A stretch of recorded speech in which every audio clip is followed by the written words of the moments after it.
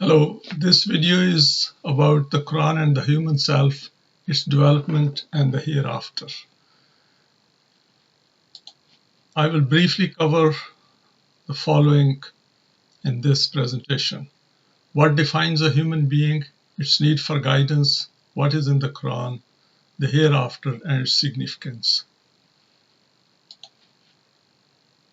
Briefly, there are three objectives for this presentation. First is understand our own self, its tools, limitations and development. Understand the significance of the Quran as a need for guidance, and hereafter, the significance of death and what lies beyond this life. I will very briefly touch these things, and if there are any questions, you can always post them on the YouTube. What constitutes a human being? We have a very strong sense of identity which gives us I and self-consciousness. It essentially means that we know we exist. We have a sense of being. What we think defines us at a point in time, and this can include our family, our house, our qualification, our appearance, our gender. So our sense of being at any point in time is our education, training, and all the material things which we might attain. And again, there can be a priority in these things. Our emotions are our feelings and desires. Our simple thinking, for example, if we are going on a road, we see cars going by, but we may not be paying much attention to that. Next is our ability to think about thinking. It is also called our metacognitive ability. This is the ability which gives us free will and our ability to question, reason, analyze, and make decisions. This is what differentiates us from animals. Thinking about thinking is only human trait. Next is our memory, where we store whatever we learned and where self-concept is also formed. Bottom line is that if it is not in our memory, then we cannot use it. So all the training and education which we get, that goes into our memory and we can refer to it as and when required. Next is our senses, which includes observation and perception. Next is our linguistic ability. Verbal and written expression are included. If we do not have communication skills, our ability to communicate, then whatever we think, we cannot convey it. And finally, our physical body. Body is essentially a tool as well. I've highlighted 3 points which essentially constitute ourself, i.e., a strong sense of identity which does not change as we live our life. We can feel as young even at 50 as we were 5 or 6 years old. Our sense of being which keeps changing as we get education, training, and experiences of life. And our memory where we store everything what we learn. Our limitations. Unlike other creatures, we do not have inner guidance. So we get an undeveloped self, no conscience. Conscience is essentially an internalized society. Our default state is emotive. I'll give a very simple example. When we are at home or among friends or in a pub, we are more or less functioning as an emotive being. Whereas when we go on a job, we are rational. We take decisions carefully. Next is each one of us wishes to maximize his or her happiness and minimize his or her pain. Greed comes from this, that each one of us wishes to maximize his own happiness, and the trouble which we see in the world is essentially because of this. We have to be aware of it. We desire quick results for our efforts and work. This is most of the time. We have basic needs. Being a social animal, we need others, which includes family, society, community, even as a word. We are competitive. We remember bad more than good. We look for a model in life, i.e., some purpose, which can give us a meaning. Our death is universal. These are some of the important facts. The only known way to come to this life is through birth. There is no other way known to us so far. And when we come back, we are not going to have any of our memories. Even if we say that we are coming back to this life, we will lose everything which if we had previously. So essentially, each one of us is coming to this life only once, and the only route of coming to this life is through birth. Each one of us has a free will. This gives us freedom to choose. There is none else who has this trait in the known universe. Whatever we do has an effect. Effects can be either physical or non-physical or both. There are laws working in the physical world. For example, our body follows physical laws. There is gravity. And in the physical sciences, we know there are laws working, like chemistry, physics.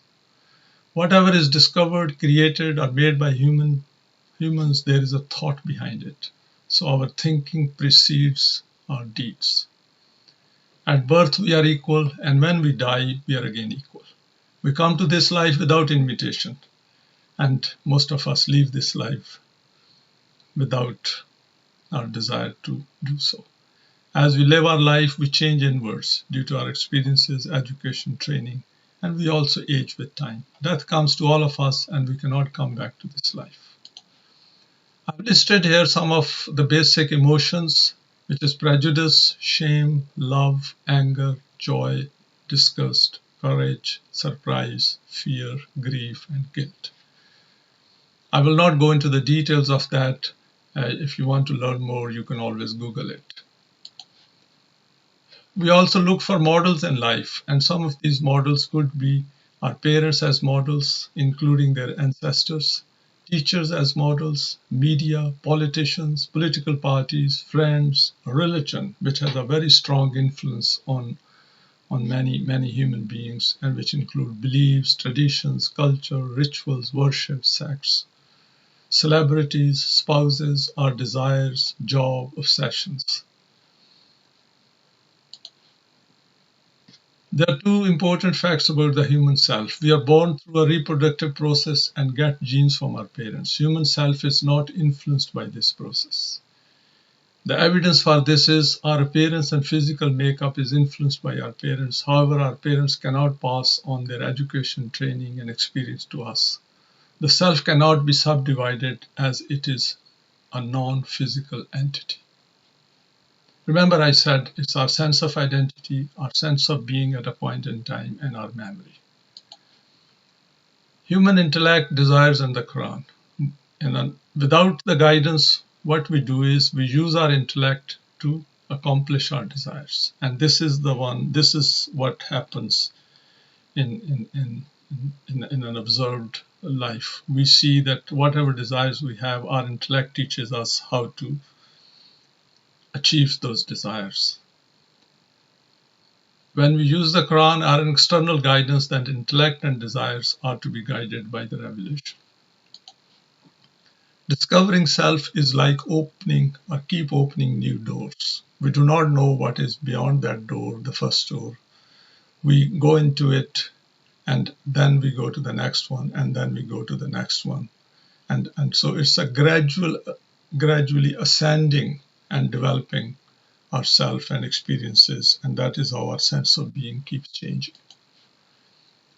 What is in the Quran? The purpose of life, which is given in the Quran, I have quoted here 5 verses, and these will set the scene for the subsequent explanations.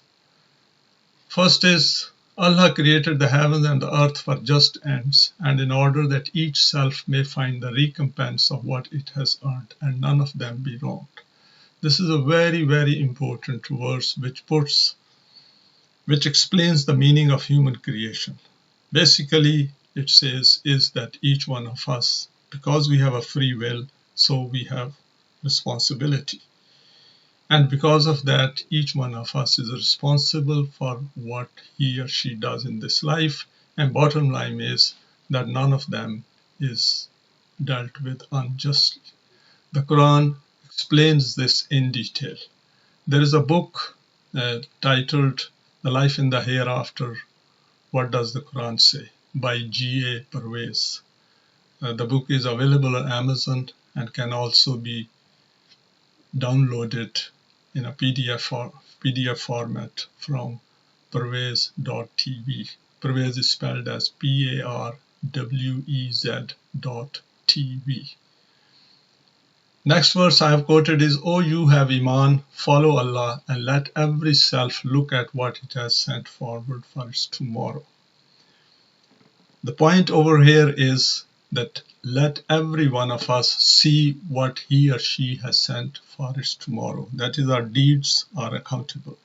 Because our thinking precedes our deeds, therefore our thinking as well as our deeds both are accountable. And since life is going to go beyond death, therefore we should always see that whatever we are doing today, what is going to be its effect on our tomorrow, that is, i.e. this life as well as the life to come. And next verse is, be not like those who forgot Allah and He made them forget their own self.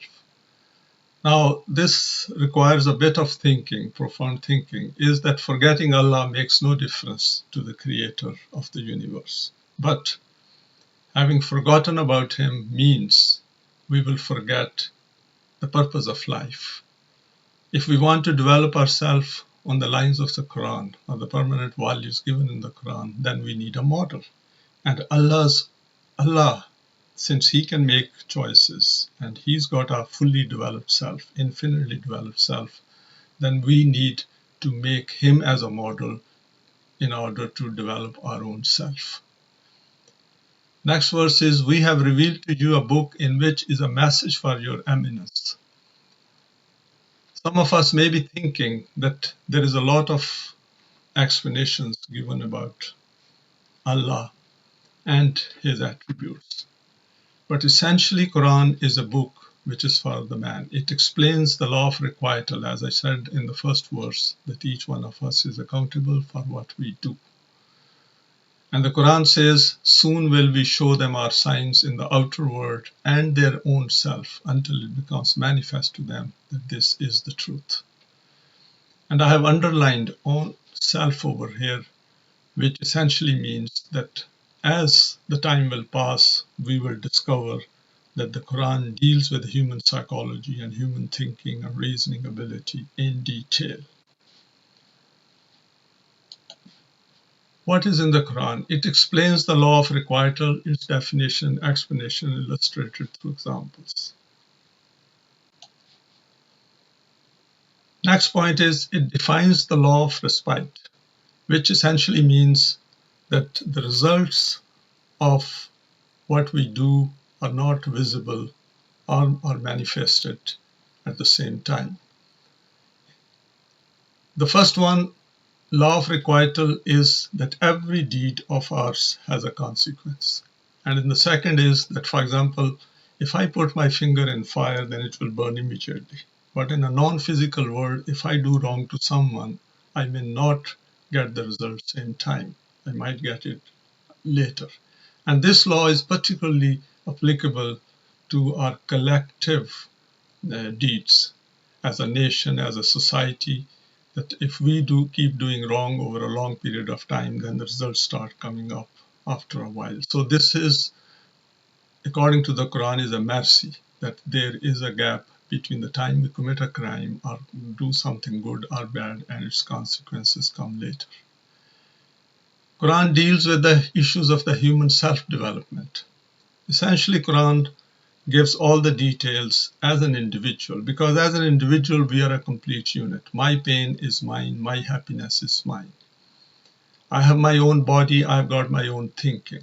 I make my own choices. I have a choice to make or select a particular course of action, but I cannot alter the effects of following a particular course of action.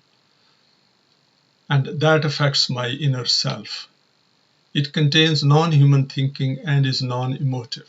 Because Allah has a fully developed personality, so He is non-emotive. This is what Quran wants us to be, to bring our intellect and emotion under the values of the Quran as an external guidance. And it has non-human thinking. That is why none of us can create or anything remotely like the Quran, because we do not think like the Quran.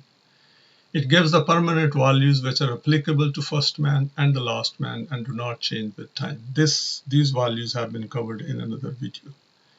It addresses the mankind as a one whole. It does not differentiate between human beings, but differentiates on the basis of ideology. So as human beings, we are all equal across the world. There are not supposed to be any borders. We are one mankind, and the Quran addresses the whole mankind. It was revealed over a period of 23 years, releasing guidance in response to human interaction to trigger an emergent evolution with a view to bring about a change through human hands. And so it deals with the human issues and problems and day-to-day interactions by giving explanation and also providing the permanent values.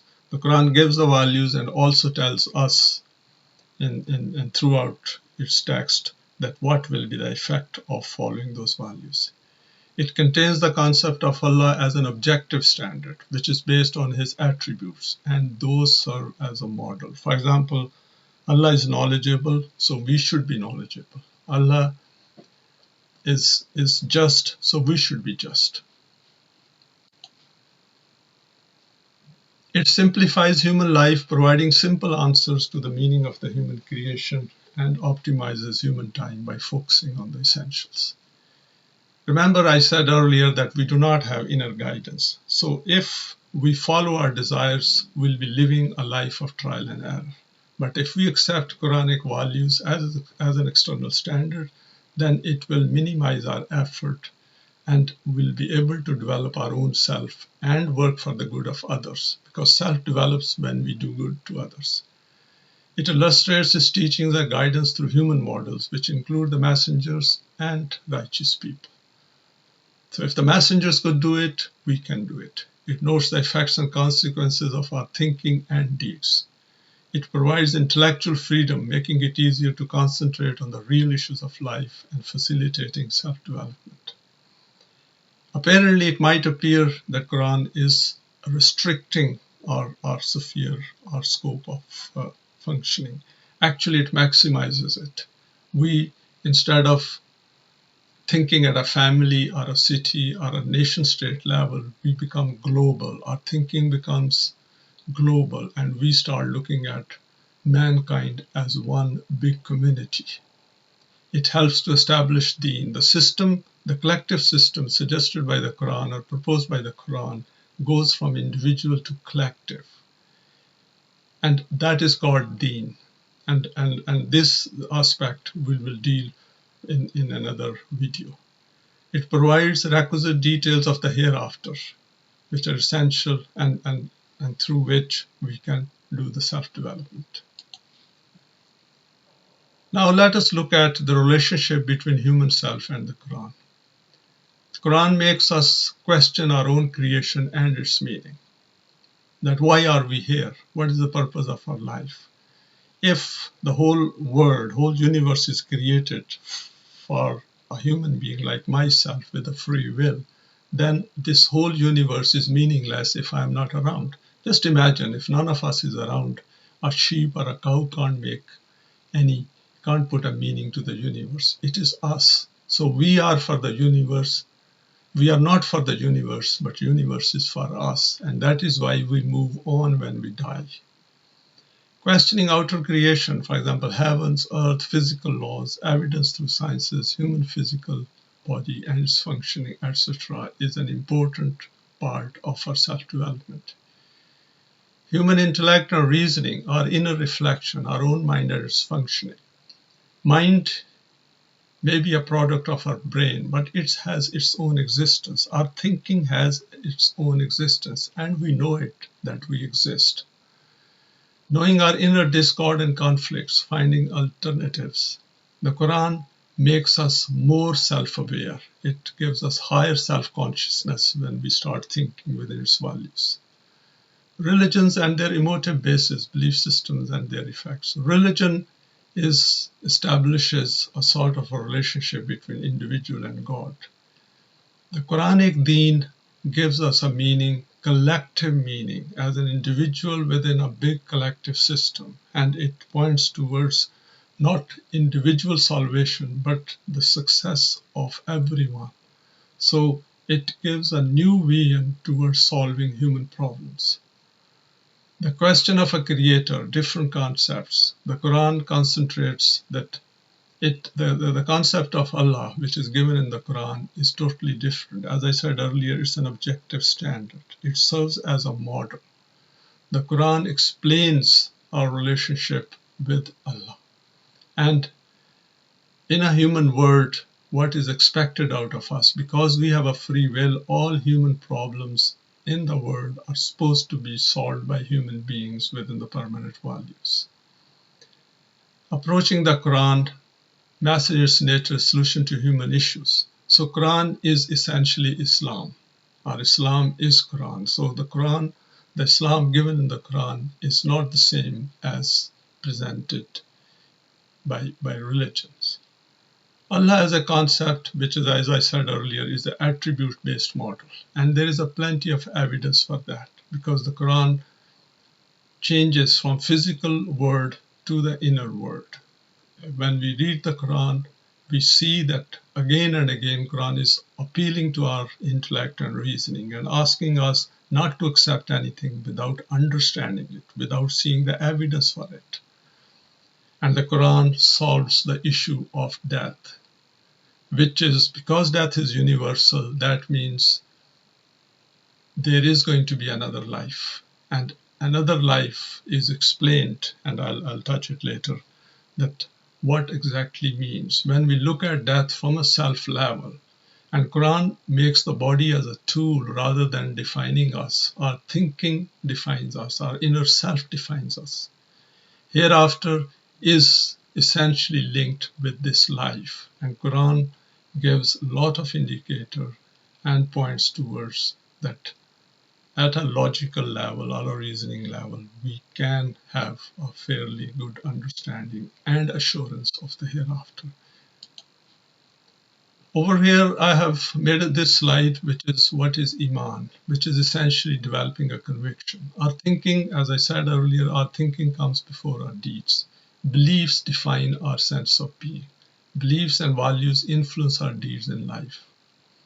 Iman its root is from Aman, which essentially means peace, contentment, fearless, freedom from fear. And Mu'min is the one who attains Iman. It's a process. It is not that you just say, I've got Iman. No, you have to go over a period of time to collect enough evidence and convince yourself. Iman will be the process through which one acquires this character trait. The Quran has asked us to have Iman in Allah as an objective standard or a model. Hereafter, that I am accountable for my deeds, and there is another life in which my hereafter means that whatever I do now, if the results I'll have to face the consequences in the future. And future means this life as well as the next. The messengers of Allah who brought this revelation as guidance to mankind.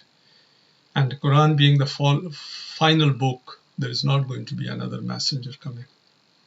All messengers were equal in terms of bringing the same message.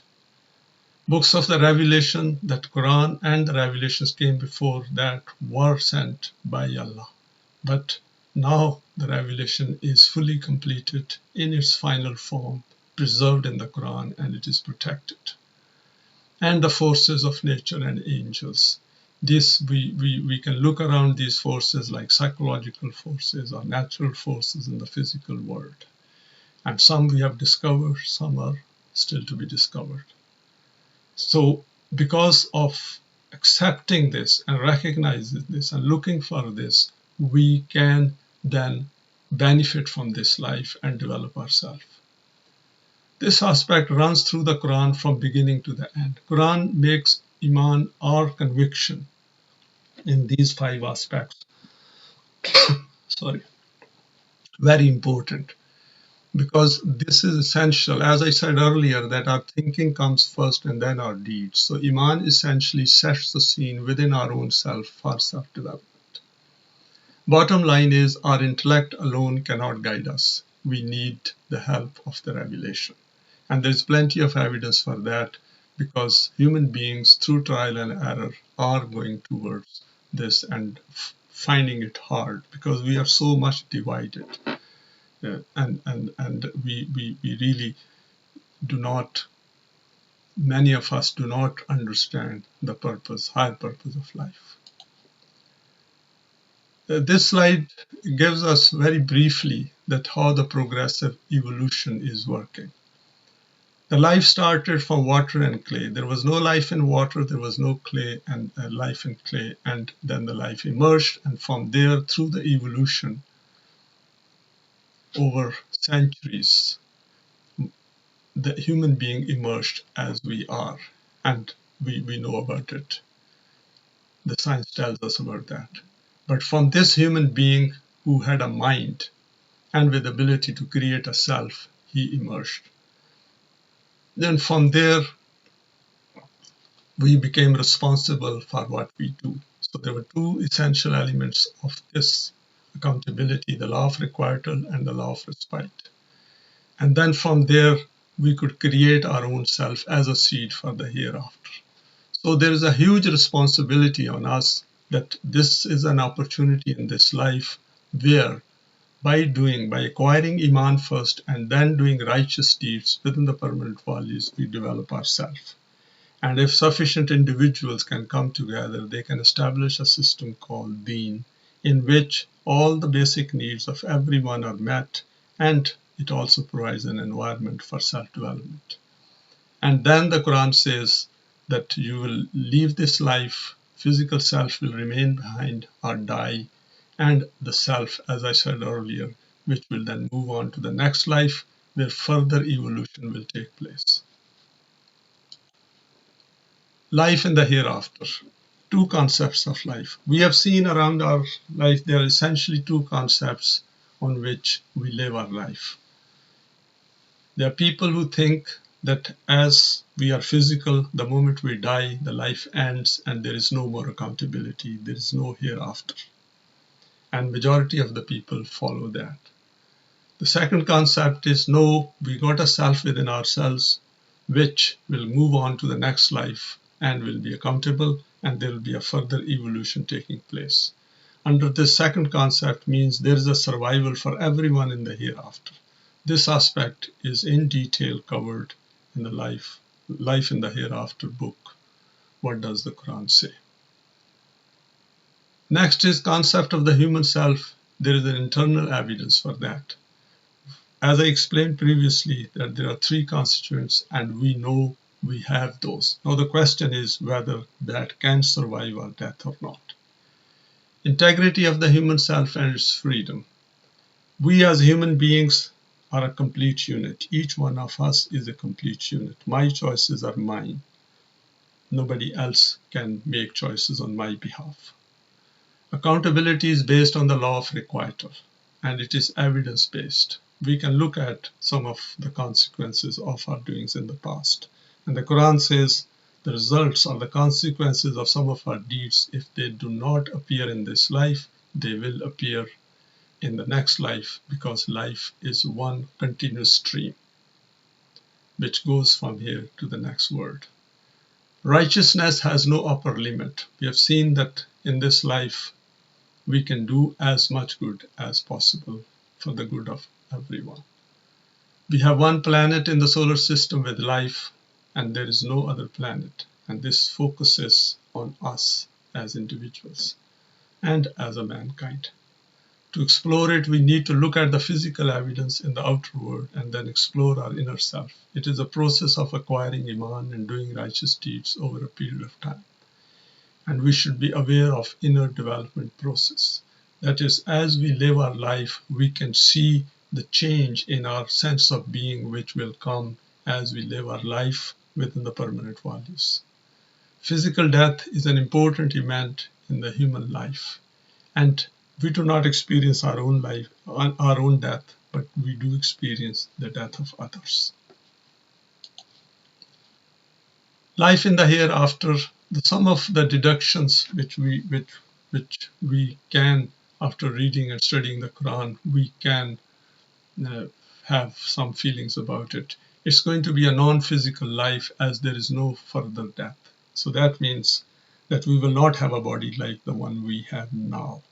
So all those verses which are used, a number of verses are used as a metaphor to relate to this life. Because the next life, we cannot visualize it at our present level of understanding. Iman and righteous deeds will decide, that is balancing of deeds. The Quran is very clear on that if the balance of the good deeds is more than the wrong deeds or the bad deeds, then we are essentially entering into the next phase of life as a successful being and for further evolution. So it is essentially in our own hand to create our own hereafter. It is gender free, as there is no reproduction. There is no need for a man and a woman. So because at a self level, we don't have any gender, my thinking is the same as that of our sisters in the world. So essentially, the next life is going to be gender free. Higher intellect for creativity, the Quran gives an indication that we will have a higher intellect, we'll have a better memory, we'll be able to recall all events, what happened in the past, and we will make our own assessment that what is done to us or the state in which we are in the next life is essentially of our own creation. If our further development is stopped over there, that means we didn't have enough good deeds which could outweigh the effects of bad deeds. There are only two groups of people who will be going forward or people who will not be able to go forward. There will be a better memory, higher memory, good memory in that life. The freedom to choose is retained. This freedom to choose will be available to those who have entered that phase after having developed itself in this life within the permanent values. This is very important to understand, that this is the only life in which we have to create our own self to move on to the next life. Whatever we wish will be achieved. The Quran has very clearly said that if you have Iman and conviction of another life and you do righteous deeds for the good of others, then yourself will develop and a stage will come where whatever you wish within those permanent values will be met, because those will be in line with the higher purpose of life for us in the next phase. So next life is a life of creativity. It's not a life of just sitting over there and doing nothing. Human beings get fed up. We get fed up right in this life when we feel stuck and we are not developing or we are not creative. So the next life is essentially continuation of this particular activity. It will be non-emotive. Emotions are a tool. As I said earlier, that Quran wants us to bring our intellect and emotions within the permanent values of the Quran. It will be immortality, but remember, this immortality will not be like that of Allah's immortality. This aspect is covered in detail in the book I referred earlier. Freedom to act, there will be a higher scope, and next life will be a continuously evolved over unknown stages, and it will be in the company of all the righteous people. These three aspects I have covered in this. There is a human self, and this is the relationship with the Quran, and then there is Allah here, and which is essentially through the Quran we establish that relationship that is following Allah as a model. And then there is a hereafter, which is an essential part of human self. Because death worries all of us and concerns us, the Quran deals with this issue of death within our own selves.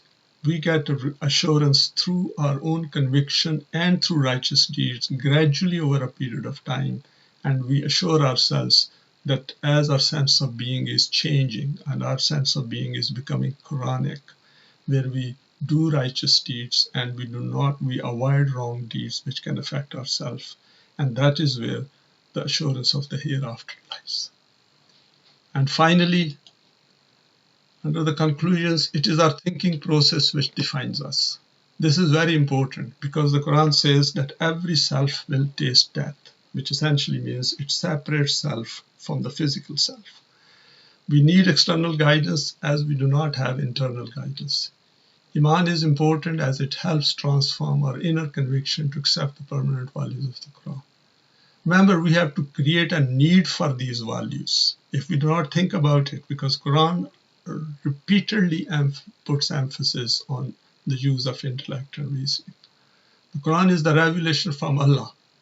Now, this proof lies within the Quran. If you study the Quran or we study the Quran, we will find that it contains non-human thinking. For example, on justice, it says, do justice even if it is against your own self, which provides guidance as an option. We need to make a choice if we need it. Deen is the collective system given in the Quran. This caters for our physical needs and needs of the self-development. The life in the hereafter is a logical end of this life. And this means the end of this physical life and start of the life in the hereafter. Thank you very much.